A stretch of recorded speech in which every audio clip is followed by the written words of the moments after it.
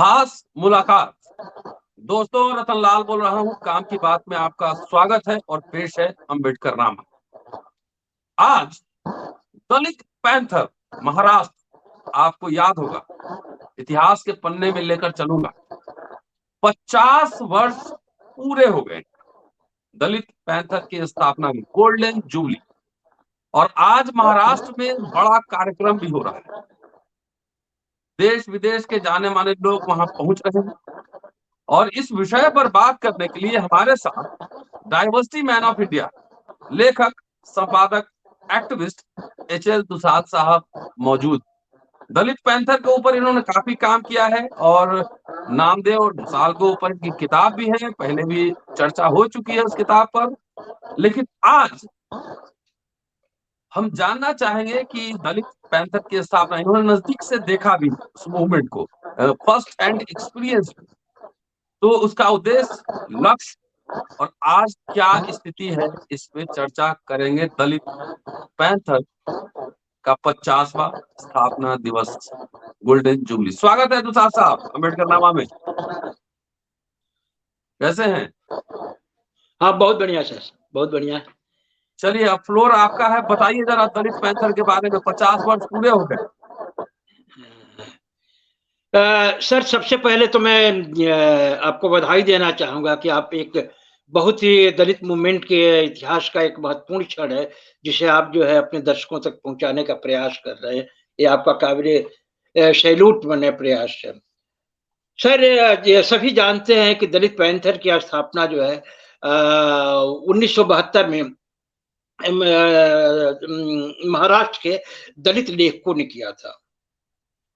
1972 के समय में सर जो है देश विशेष करके दलितों की स्थिति जो है बड़ी शोचनीय हो चुकी थी, जिसके लिए जो है वहाँ के जो दलित साहित्यकार हैं, नामदेव ढसाल, अर्जुन डांगले, आपका दया पवार, JB पवार वगैरह जो है साहित्य के माध्यम से समाज को जगाने का काम कर रहे थे। शासक जमात को जो है चेता रहे थे कि आप इनके लिए कुछ करो। ऐसे समझिए कि एक संधि काल में सर जो है 10 अप्रैल 1970 को पार्लियामेंट में एक रिपोर्ट प्रकाशित होती है सर। उसको एलिया पेरुमल रिपोर्ट कहते हैं। एलिया पेरुमल रिपोर्ट ने बतलाया कि देश में दलितों की स्थिति जो है बहुत ही शोचनीय है। उनके जान माल की कोई कीमत नहीं है। पिछले 1 साल में 1100 कुछ दलितों की हत्या की जा चुकी है। बेहिसाब महिलाएं जो है बलात्कार के शिकार हुई हैं। गांव में कुछ महिलाओं को जो है नंगे करके घुमाया गया है। ये हालात सर, ये बैकग्राउंड था जिससे उबरने के लिए सब बहुत पहले से राइटिंग कर रहे थे। लेकिन जब पेरुमल की रिपोर्ट जाहिर होती है, उस समय पैंथर से की स्थापना करने वाले जो युवक हैं, उन लोगों ने सोचा था कि बाबा साहब डॉक्टर अंबेडकर की स्थापित पार्टी RPI के नेता अपना जो है शहीद दायित्व निभाएंगे। लेकिन भारी हैरानी की बात है सर कि इतनी जबरदस्त रिपोर्ट पर जिसने जो है पूरे देश में एक तहलका मचा के रख दिया कि दलितों के जान माल की कोई कीमत नहीं है, उनकी जिंदगी 2 दर्जे की है। उस रिपोर्ट पर RPI के नेता जो है ऑलमोस्ट खामोशी साधे रहे सर। कोई उनकी तरफ से प्रतिक्रिया नहीं आई। जबकि जो है वहां के लेखक चाहते थे कि वो जो है रिएक्ट करे और इसे लेकर के आंदोलन करे। तो ये जो है सर वहाँ के जो अपने दलित लेखक थे, उनके मन में जो है एक चरम हताशा का कारण बनता है।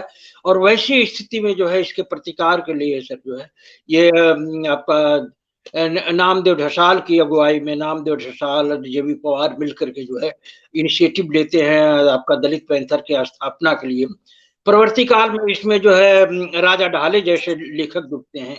राजा ढाले संभवतः 1972 के अगस्त महीना में साधना करके एक मैगजीन निकलती है नागपुर से।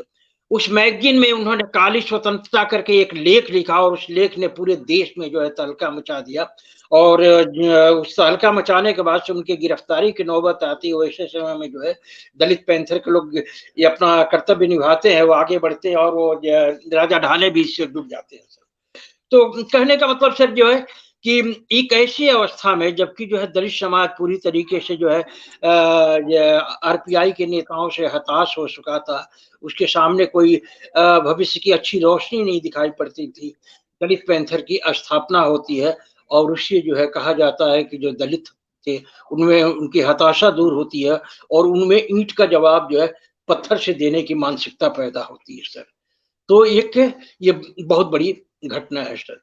अब गौर करें सर कि जो दलित पैंथर की स्थापना होती है, उस स्थापना के समय में जो है मूल जिनका इनिशिएटिव था नामदेव ढसाल साहब, उनका बर्थ ईयर था 1949 और वो 1972 में जो है आपका दलित पैंथर की स्थापना की दिशा में अग्रसर होते हैं। बड़ी कहने का मतलब बड़ी छोटी उम्र में जो है महाराष्ट्र के दलित लेखक जो है ऐसा संगठन बनाने की दिशा में अग्रसर होते हैं और ये संगठन ऐसा स्थापित होता है सर जिसका इम्पैक्ट जो है आप कह सकते हैं कि उस दौर में 1972 के समय में जो है आपका पूर्वांचल में मैंने नॉर्थ ईस्ट वगैरह में बंगाल में बिहार इत्यादि में जो है नक्सल आंदोलन जो है पीक पर पहुंच चुका था। नक्सल आंदोलन का जैसा आतंक पूर्वांचल में था, दलित पैंथर के स्थापना के बाद से समझ जाइए कि पैंथरों का वैसा खौफ जो है महाराष्ट्र में फैल गया। मैं कह सकता हूं दावे के साथ कि सर कि संपूर्ण दलित हिस्ट्री में जो दबदबा, जो खौफ जो है दलित पैंथरों ने स्थापित किया, उसका कोई जवाब नहीं है। आने वाली सदियां जो है उससे प्रेरणा लेती रहेंगी। बहरहाल दलित पैंथर की स्थापना के बाद से जो है वो अपना एजेंडा जाहिर करते हैं। नामदेव ढसाल के नेतृत्व में जो है एक उनका जाहिरनामा लिखा जाता है, मैनिफेस्टो लिखा जाता है और मैनिफेस्टो में बहुत ही क्लियर जो है उनका जो है सारा प्रोग्राम सामने आता है। मैनिफेस्टो में सर लिखा गया था, दलित पैंथर आरपीआई के नेतृत्व के सौदेबाजी के खिलाफ एक विद्रोह है। अनुसूचित जातियां, जनजातियां, भूमिहीन श्रमिक, गरीब किसान हमारे मित्र हैं। वे सब लोग जो राजनीतिक और आर्थिक शोषण के शिकार हैं, वे सभी हमारे मित्र हैं। जमींदार, पूंजीपति, साहूकार और उनके एजेंट जो सरकार के शोषण में सहायक हैं, हमारे दुश्मन हैं। आगे उसमें कहा गया था सर कि जो है हम आर्थिक, राजनीतिक और सांस्कृतिक क्षेत्र में नियंत्रणकर्ता की हैसियत का प्राधान्य चाहते हैं सर। कल्पना करें सर, जो है 1972 में जो है जबकि समाज जो है जस्ट धीरे धीरे उभर रहा था, उस समय जो है 23 साल के 24 साल के आपके दलित लेखक नौजवान जो है संगठन की स्थापना करते हैं और ऐलान करते हैं। घोषणा पत्र जो होता है जाहिर होता है उनका, वैसा घोषणा पत्र उस समय तक भारत में नहीं आया था। उसमें वो कहते हैं कि हम आर्थिक, राजनीतिक, सांस्कृतिक क्षेत्र में नियंत्रणकर्ता की हैसियत चाहते हैं। हम ब्राह्मणों के मध्य नहीं रहना चाहते हैं, हम पूरे भारत प्रशासन के पक्षधर हैं। मात्र हृदय परिवर्तन अर्थात उदार शिक्षा अन्याय और शोषण को समाप्त नहीं कर सकते। हम क्रांतिशील जनता को जागृत करेंगे, उन्हें संगठित करेंगे ताकि परिवर्तन हो सके। हमें विश्वास है कि जनसमूह में जब हमारी विचारधारा प्रवेश करेगी तो उनमें संघर्ष द्वारा क्रांति की ज्वाला जरूर जलेगी और हम जानते हैं कि कोई भी समाज जो है महज रियायतों के भरोसे नहीं रह सकता है। जब ये ज्वाला उनमें फैलेगी तो उसके बाद से जो है ज्वालामुखी की तरह इस समाज में विस्फोट होगा और जो है जो ये दलित वंचित है ये जो है अपनी शोषण से निजात पा जाएंगे। आगे उनके घोषणा पत्र में सर कुछ और बात थी, उसमें क्लियर कहा गया था। आज जो है आप देखेंगे कि सर जो बहुजन आंदोलन है मुख्यतः जो है बहुत से लोग मानते हैं कि बाबा साहब का जो मिशन था वो जो बौद्ध भारत बनाना था, बुद्धिज्म को प्रचार करना था। दलित पैंथर के लोग सर 1972 में घोषणा करते हैं, बौद्ध धर्म को दलितों के सभी दुखों के निवारण का माध्यम नहीं स्वीकार करते हैं। पैंथरों ने क्लियर कर दिया था, जबकि महाराष्ट्र का हर व्यक्ति जो है एक तरीके से बुद्धिज्म में अपनी सारी ऊर्जा लग रहा था। उस समय वहां के लेखकों ने घोषणा कर दिया कि हम नहीं मानते हैं कि बुद्धिज्म के द्वारा जो है दलितों की सारी समस्याओं का नियंत्रण हो सकता है। आगे उसमें कहा गया था, दलितों पर अत्याचार करने के मामले में मुस्लिम काल या ब्रिटिश काल के मुकाबले आज का हिंदू सामंती शासन बहुत आगे है। वो हिंदू सामंती शासन जिसके हाथ में उत्पादन के सभी साधन हैं, नौकरशाही है, न्यायपालिका है, फौज और पुलिस सभी कुछ है। ये उनका सर जो है घोषणा पत्र था। तो 1972 में जब इस संगठन की स्थापना होती है सर, उसके बाद से जो इम्पैक्ट होता है कि जो है दलित लेखकों का जबरदस्त वहां पर खौफ पैदा हो जाता है। खौफ कुछ ऐसा था सर कि मैं तो ये आपके चैनल पर कई बार बता रहा हूँ कि महाराष्ट्र मेरा आना जाना है, और मेरा बहुत बड़ा सौभाग्य रहा कि दलित पैंथर के जो संस्थापक है नामदेव ढसाल साहब, उनसे मेरी बहुत निकटता स्थापित हो गई। उन्होंने 2012 में जो है बहुजन डाइवर्सिटी मिशन का स्थापना दिवस वहां पर आयोजित किया था। इन सबों के करीब जाने पर जो है उसकी स्टोरी हमें मालूम पड़ती है सर कि पैंथरों का ऐसा आतंक था कि इवन जो गांव में जो जिन जमींदारों का जो है बहुत आतंक रहता है, गांव के लोग जो है कुछ नहीं कर पाते हैं दलित, वहां पर उनकी जमीनें जो है पैंथर मुक्त करा करके दलितों के मध्य वितरित करने लगे थे। उनके खौफ के मारे ये जो जमींदार थे गांव के जो है उनमें जो है एक दहशत पैदा हो गई, और जो है किस तरह ग्रामीणों का था? हाँ किस तरह? ये महाराष्ट्र में सर जो है जैसे आपका नक्सलवादी आंदोलन जो चला हुआ आपका पूर्वांचल में, बंगाल वगैरह में, तो वहाँ जो है भूमिहीनों को भूमि दिलाने का आंदोलन चल रहा था। तो ये काम पैंथरों ने बड़े पैमाने पर किया। बेहिसाब लोगों को ये मिला, भूमिहीन लोगों को जो जमीन मिली, और जो जमींदार जो थे, जो बड़े बड़े जो भूस्वामी थे, उनके दहशत के मारे जो है ये चीजें जो है मुक्त करते रहे। इससे वो किसानों में जो है एक ये कॉन्फिडेंस आया। उसके बाद से जो वहां पर महाराष्ट्र में जो दलितों में जो कॉन्फिडेंस आता है सर, उसका एक रिफ्लेक्शन इस रूप में होता है कि बहुत से लोग जो है पैंथर के जो खौफ है इसका दुरुपयोग करने लगे, वसूली करने लगे कि हम पैंथर ये कह करके बहुत से लोग वसूली करने लगे। ऐसा इनका खौफ था सर। इन्होंने जो ये वर्तमान समय में पुलिस का जो शोषण था, जो दबंगों का शोषण था, जो पैसे वालों का शोषण था, उस शोषण के खिलाफ ऐसा संग्राम चला है सर कि हर तबका जो है राहत की सांस लिया। मैं 2014 में ढसाल साहब पर कुछ लिखने के लिए जो है कामाठीपुरा गया हुआ था। कामाठीपुरा जो है वहाँ का जो आप जानते हैं कि आपका एशिया का वन ऑफ द बिगेस्ट जो है वो एक तरीके से जो है जिस्म फरोशी का इलाका है।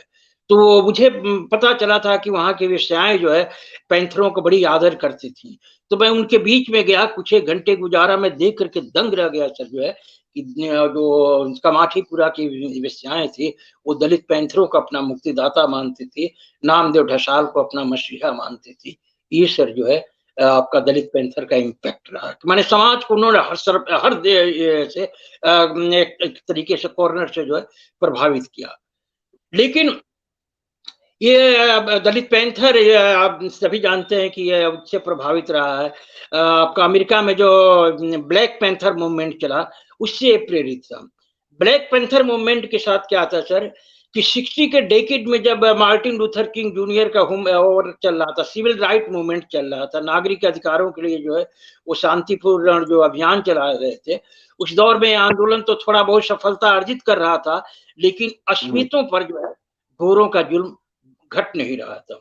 वैसी स्थिति में मार्टिन लूथर किंग से असहमत होकर के वहां के जो ब्लैक्स जुआ हैं वो भी राइटर्स थे, बड़े कवि थे, लेखक थे, उन लोगों ने मिलकर के जो है ब्लैक पैंथर की स्थापना किया। और ब्लैक पैंथर क्या था? वो रेजिस्टेंस था, प्रतिरोध का एक ये संगठन था। एक तरीके से कह सकते हैं कि गोरों के जो ये सरकारी आर्मी थी उसके पैरेलल उन्होंने जो है आर्मी बनाया, और जहां जहां जो है गोरों का अत्याचार होता था वहां पहुंच करके प्रतिरोध करते थे। इससे गोरों में दहशत फैली, और जो वहां के ब्लैक्स हैं सम्मान की जिंदगी जीने लगे। वो संगठन भी जो बहुत लंबी अपने जो है ये उम्र नहीं खींच पाया, 3 या 4 साल में बिखर गया।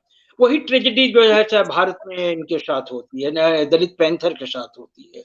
दलित पैंथर के इम्पैक्ट का वो जो है सोच लीजिए कि क्या असर रहा सर की जैसे मैं बताया कि इनका इतना दबदबा था, इनका इतना जो है ये आतंक हो गया था कि हर जो तमाम जो शोषक वर्ग थे वो दहशत में रहते थे।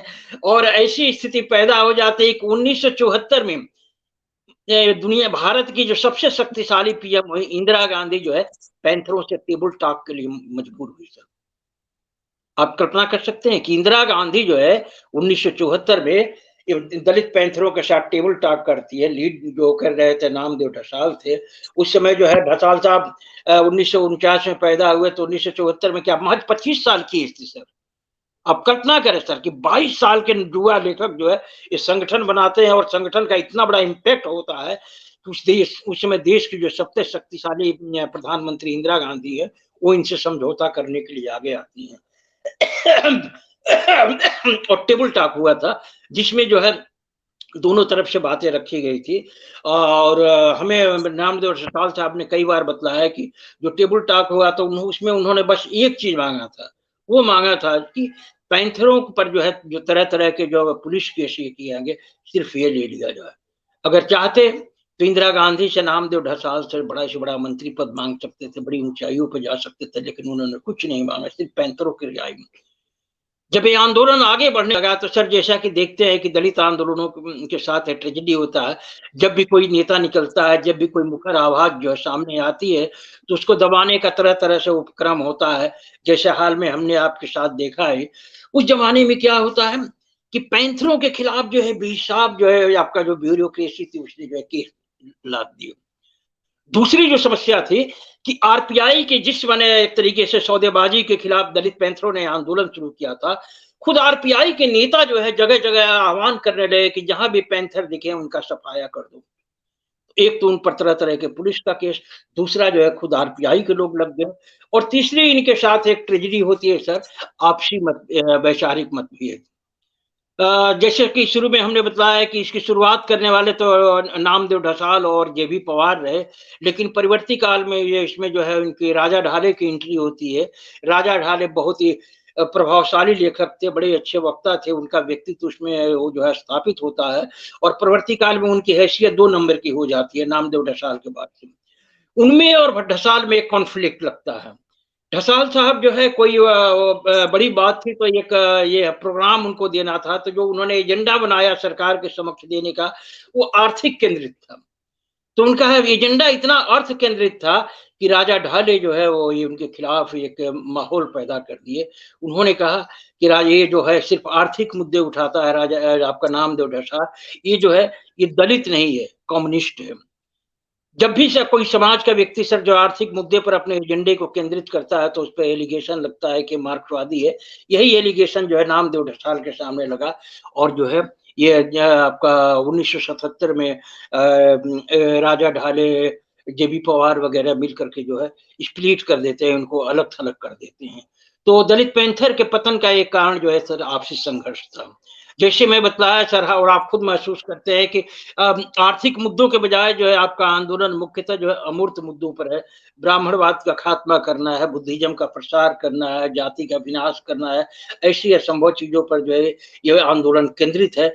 लेकिन उस जमाने में 70 के डेकेड में नामदेव ढसाल जो है आपके आंदोलन के आर्थिक मुद्दे पर केंद्रित करना चाहते थे, लेकिन उनको जो है उनके संगठन के साथियों ने जो अलग थलग कर दिया।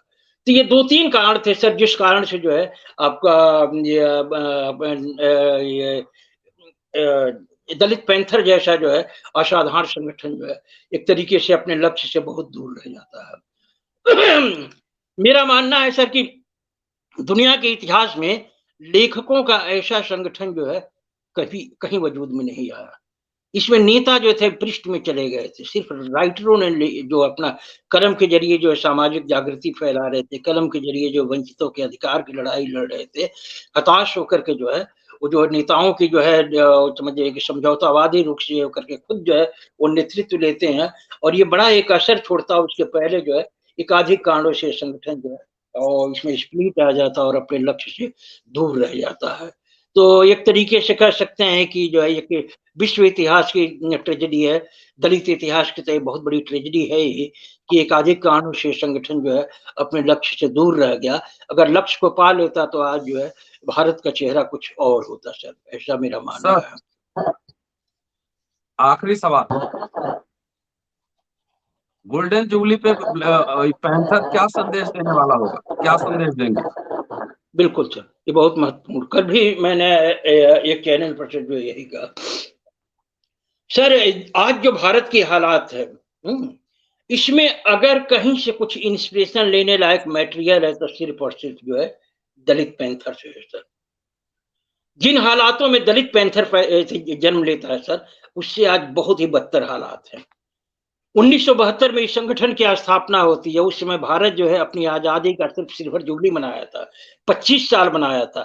भारत के सामने जो है, भारत के वंचितों के सामने बड़ी उम्मीदें बची हुई थी।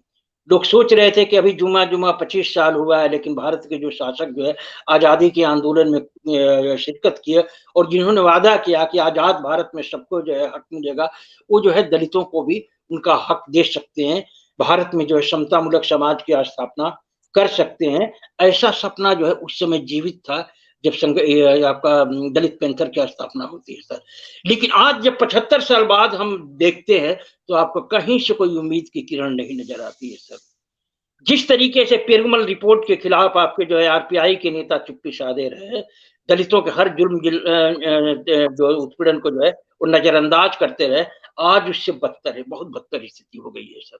आज देश बेचा जा रहा है, दलितों का आरक्षण खत्म किया जा रहा है, शासक दलों द्वारा पूरी तरीके से जो इनको गुलामों की स्थिति में पहुंचा दिया गया है।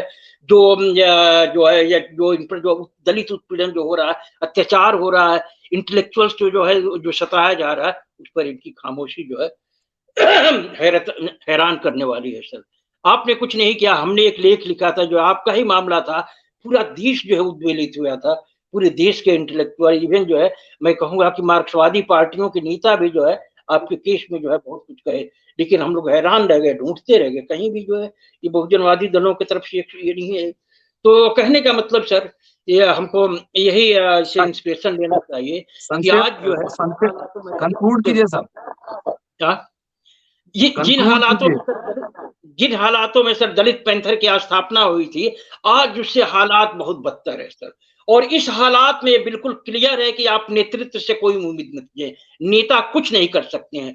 तो मेरा सर जो है, मैं आपके चैनल के माध्यम से इस देश की जो पूरे जो वंचित समाज के लेखक है, दलित बहुजन समाज के लेखक है, अल्पसंख्यक समाज के लेखक, उनसे मैं आह्वान करता हूँ, अपील करता हूँ कि प्लीज आप जो है 1972 में 23-24 साल के जो नौजवान दलित लेखक थे, उन्होंने जिस तरीके से जो है समाज के हताशाजनक स्थिति में एक बड़ी जिम्मेवारी लिया, कुछ वैसी जिम्मेवारी लीजिए। कहने का मतलब कि जो वर्तमान नेतृत्व से जो है अब समाज को कोई उम्मीद नहीं है। यदि कुछ उम्मीद है तो सिर्फ और सिर्फ इस देश के लेखक, पत्रकार और एक्टिविस्टों से है। तो मैं चाहूंगा कि आजादी का जो दलित पैंथर का जो गोल्डन जुबली डे मना रहे हैं हम लोग, इस अवसर पर जो है सभी लोग मिलकर के नए सिरे से समस्याओं का विचार करें और लेखक वर्ग अपनी जिम्मेवारी का सर साथ करें। मैं आपसे भी अपील करता हूं सर कि नामदेव ढसाल वगैरह ने जो कुछ किया, आपसे बहुत छोटी एज में, लगभग जो है आप लोग अब 40 को आपसे हाफ एज में जो ढसाल साहब ने इतना बड़ा काम कर दिया, तो हम लोग तो मेच्योर हो चुके, बहुत कुछ हम लोग को सुविधाएं भी इस जमाने में। तो हमें पैंथरों से लेकर के जो है सर दलित बहुजन का जो वर्तमान हालात है, जिस तरीके से देश जो है एक तरीके से बिकने जा रहा है, समाज गुलाम बन गया है, मैं यही चाहूंगा कि सर आज हम लोग जो है पैंथरों से प्रेरणा लेकर के जो लेखक वर्ग है, बुद्धिजीवी वर्ग है, कोई बड़ी भूमिका अदा करने के लिए सामने आए सर। ये मेरा अपील है सर। Thank you sir. शुक्रिया सर। दोस्तों, ये एचएल प्रसाद साहब थे। पूरा वीडियो सुनिए, शेयर करते रहिए, सब्सक्राइब करते रहिए और जन जन तक ये बात पहुंचाइए। बहुत सारी जानकारी मुझे मिली है। शुक्रिया। जय भीम। जल्दी मिलता हूँ अगले एपिसोड में।